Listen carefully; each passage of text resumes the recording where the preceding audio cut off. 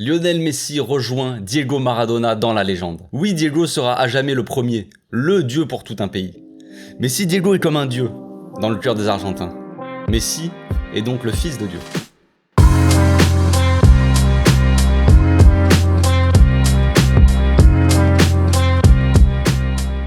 Au passage, n'hésitez pas à vous abonner, liker et commenter, c'est le meilleur moyen de me soutenir et ça fera plaisir à tonton.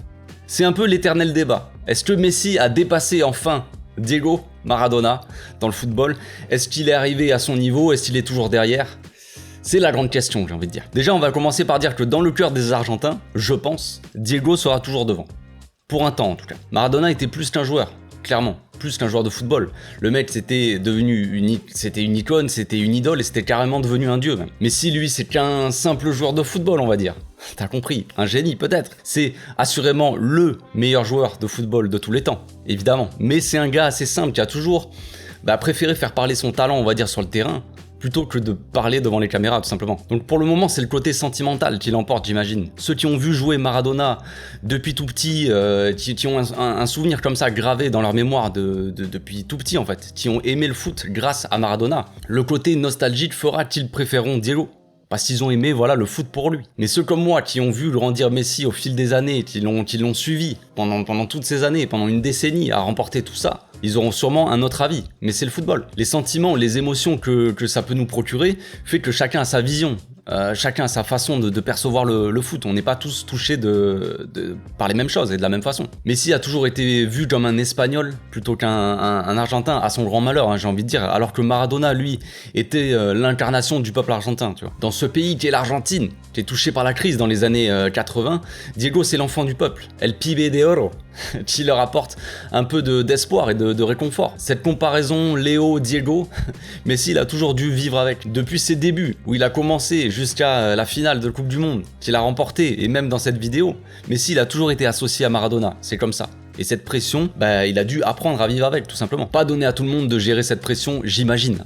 Pour son premier match avec l'Argentine en Coupe du Monde, les commentateurs, ils commençaient déjà, quand il s'apprêtait à rentrer, ils parlaient déjà un peu de Diego, tout ça. Il y avait les Diego qui étaient à la bouche des commentateurs. Et il a à peine le temps de poser son pied gauche magnifique, sur la pelouse que le réalisateur monte Maradona dans les tribunes. Et la réaction de Diego en dit long. Messi n'arrange pas vraiment son cas non plus, en mettant quasiment les mêmes buts que Diego, enfin vous savez les fameux buts les plus mythiques de l'histoire du football, tout simplement. Il marque ces buts-là, les buts, la mano de Dios et le fameux, évidemment le but où il dribble tout le terrain, il marque ça avec le Barça, mais la comparaison elle est de plus en plus évidente. Messi il grandit et devient même un homme loin de son pays d'origine, de l'Argentine, d'où ce sentiment chez certains Argentins qu'il considérait plus comme un Espagnol ou même Catalan plutôt qu'argentin. Léo remporte tous les trophées possibles, frère, pendant une décennie au Barça. Il ramasse tout sur son passage, Ligue des Champions, Championnat, Coupe, Ballon d'Or, Soulier d'Or, bref.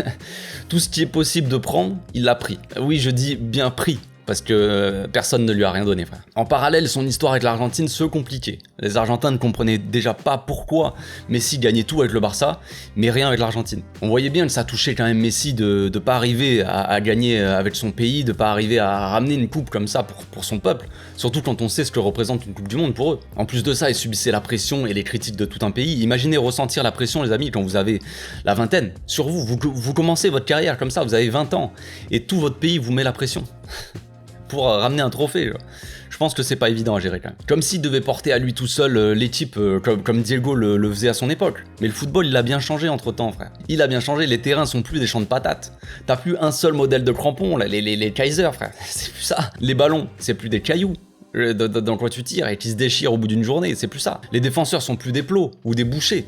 Et les gardiens plongent maintenant aussi. Non, sérieusement, mais c'est plus du tout le même football. Et Messi s'en est jamais caché, s'il est arrivé là où il est arrivé, c'est aussi grâce à ses coéquipiers. Dans un sport collectif, ça me paraît quand même plutôt logique. Ça, c'est aussi une excuse qu'on pouvait entendre, évidemment, il y a encore quelques années.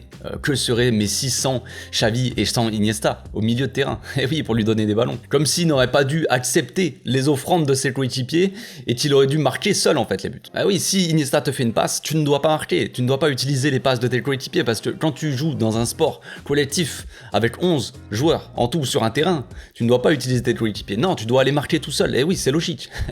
Pourtant, c'est bien lui qui a porté le Barça au départ du duo magique des Xavi et Iniesta quand ils sont partis du club. Qui portait le Barça à bout de bras?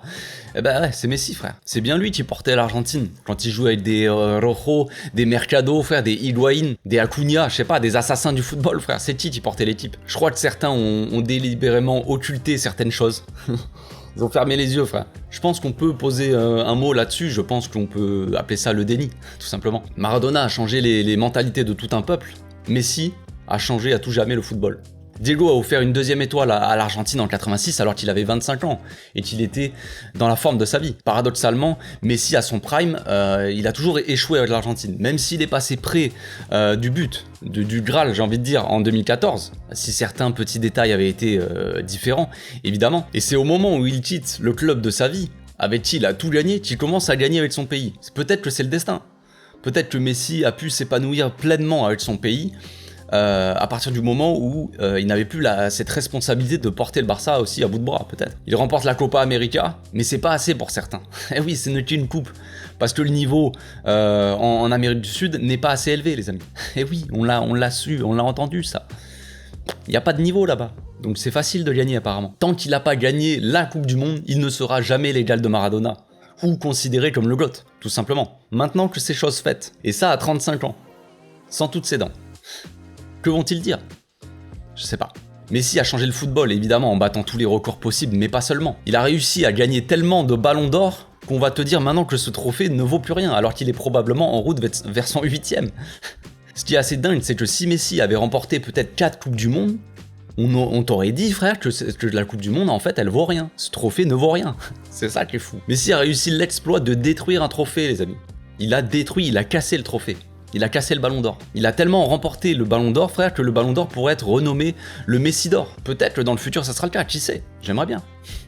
Ça ferait mal à certains, je sais, mais ça serait cool, ouais. On entend un peu partout depuis la finale gagnée, que Messi a fini le jeu, qu'il a fini le football.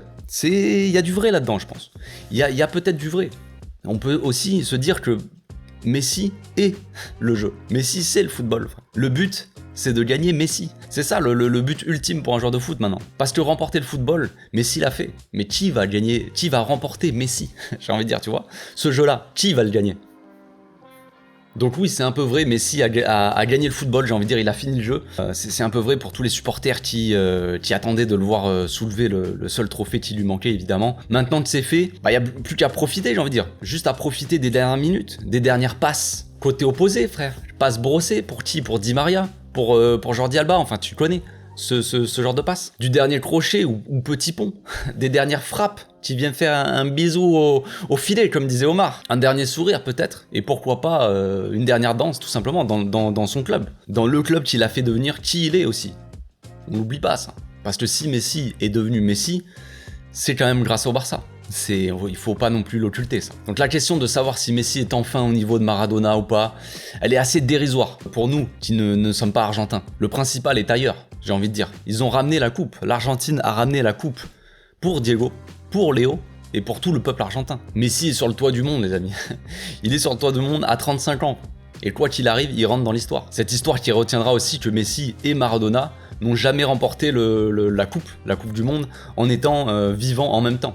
C'est assez fou ça aussi. Diego l'a remporté quasiment 1 an jour pour jour avant la naissance de Messi. Et Messi l'a remporté 2 ans après la mort de Maradona. Un vrai passage de flambeau, j'ai envie de dire, qui marquera à jamais ce pays et bien sûr le football. Donc Messi ne sera peut-être pas son égal dans le cœur des Argentins, mais pour moi il est déjà depuis un bon moment. Diego l'a dit lui-même un jour, quand Messi finira sa carrière, il sera le meilleur de tous les temps.